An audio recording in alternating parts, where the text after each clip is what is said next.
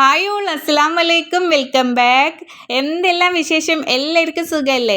ഇന്നത്തെ special pineapple വെച്ചിട്ട് വ്യത്യസ്ത രീതിയിൽ ഉണ്ടാക്കാൻ പറ്റിയ അടിപൊളി ടേസ്റ്റുള്ള ഡ്രിങ്കിൻ്റെ റെസിപ്പിയാണ്. അപ്പോൾ ഇത് എങ്ങനെ ഉണ്ടാക്കിയെടുക്കാം എന്ന് നോക്കാം. അതിൻ്റെ മുന്നേയായിട്ട് ഈ ചാനൽ ആദ്യമായിട്ട് നിങ്ങൾ കാണുന്നെങ്കിൽ നിങ്ങൾക്ക് ഇഷ്ടമായി എന്നുണ്ടെങ്കിൽ പ്ലീസ് ഒന്ന് സബ്സ്ക്രൈബ് ചെയ്ത് സപ്പോർട്ട് ചെയ്യണേ.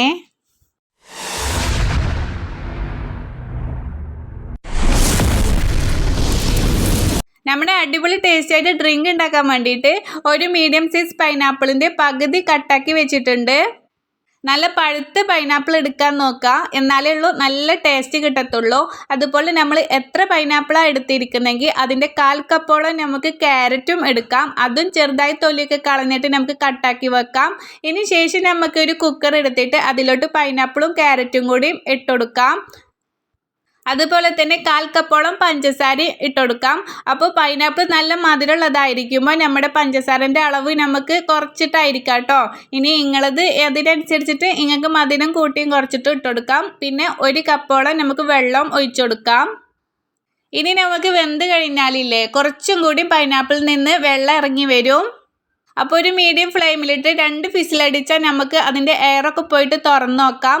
അപ്പോൾ നന്നായിട്ട് വെന്തിട്ട് നല്ല സോഫ്റ്റ് രൂപത്തിലായി വന്നിട്ടുണ്ട്. ഇനി ഒരു മിക്സിയുടെ ജാർ എടുക്കാം.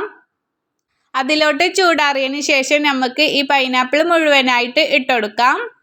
ഇനിയിപ്പോൾ നിങ്ങൾക്ക് ഇത് നമുക്ക് ഒന്ന് തണുത്തതിന് ശേഷം ഫ്രീസറിൽ വെച്ച് തണുപ്പിച്ചിട്ട് നമുക്കിങ്ങനെ മിക്സിയിലിട്ടിട്ട് അടിച്ചെടുക്കാം കേട്ടോ. അതൊക്കെ നിങ്ങളെ ഇഷ്ടം പോലെ. ഞാൻ തണുപ്പിക്കാതെയാണ് കേട്ടോ നന്നായിട്ട് ഇങ്ങനെ അടിച്ചെടുത്തിട്ടുണ്ട്. അപ്പോൾ നന്നായിട്ടൊരു ചെറിയൊരു തിക്ക് രൂപത്തിലായിരിക്കും നമ്മുടെ ഈ ജ്യൂസ് വരിക. ഇത് ചെറുതായിട്ട് തരിയൊക്കെ ഉണ്ടായിരിക്കും, കൂടുതലൊന്നും ഉണ്ടാവില്ല. നമ്മളിങ്ങനെ വേവിച്ചെടുത്തതിന് ആയതുകൊണ്ട്. അപ്പോൾ നമുക്കിതൊന്ന് ജസ്റ്റ് ഒന്ന് അരിച്ചെടുക്കും ചെയ്യാം. പിന്നെ ഇതുപോലെ വേവിച്ചിട്ട് ജ്യൂസ് അടിക്കുകയാണെങ്കിൽ ആ ഒരു ചൊറിച്ചിലും വയറിന് വരുന്ന വയറുവേദന ഒന്നും ഉണ്ടാകില്ല ഇങ്ങനെ ചെയ്യുകയാണെങ്കിൽ. ഇനി നമുക്കൊരു സെർവിങ് ഗ്ലാസ്സിലോട്ട് മാറ്റാം കേട്ടോ. അതുപോലെ നിങ്ങൾക്ക് ഇത് സ്റ്റോർ ചെയ്യാം കേട്ടോ. നമ്മളിത് വേവിച്ചെടുത്തതിന് ശേഷം ഫ്രീസറിൽ വെച്ചിട്ട് നിങ്ങൾക്ക് ആവശ്യത്തിനനുസരിച്ചിട്ട് ജ്യൂസാക്കി എടുത്താലും മതിയാകും. അപ്പോൾ എല്ലാവരും ട്രൈ ആക്കി നോക്കുക. ഈ രീതിയിൽ വേവിച്ച് ചെയ്ത് നോക്കാത്തവർ ഉറപ്പായും ഉണ്ടാക്കി നോക്കുക. എന്തായാലും നിങ്ങൾക്ക് ഇഷ്ടമാകും. ഇത് ഇഷ്ടമെങ്കിൽ ലൈക്ക് ചെയ്യുക, ഹൈപ്പ് ചെയ്യുക, ഷെയർ ചെയ്യുക. നിങ്ങളുടെ ഫാമിലി ഫ്രണ്ട്സ് ഒക്കെ ആയിട്ട് വീഡിയോ ഷെയർ ചെയ്ത് കൊടുക്കുക. അപ്പോൾ നമ്മുടെ കുട്ടീസിനൊക്കെ നിങ്ങൾ ഉറപ്പായിട്ട് ഉണ്ടാക്കി കൊടുക്കുക കേട്ടോ. ഒരുപാടേറെ ഇഷ്ടപ്പെടുന്ന അടിപൊളി ഒരു ഡ്രിങ്കും കൂടിയാണ്.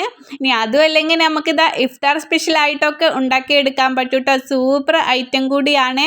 അപ്പോൾ എല്ലാവരും മസ്റ്റായും ട്രൈ ആക്കി നോക്കുക. അപ്പോൾ ഇൻഷാല്ലാ അടിപൊളി ഒരു റെസിപ്പി കൊണ്ട് വീണ്ടും കാണാം. അതുവരേക്കും എല്ലാവരും ഹാപ്പി ആയിരിക്കുക, സേഫ് ആയിരിക്കുക. അപ്പോൾ ഓക്കെ, ബൈ, താങ്ക് യു.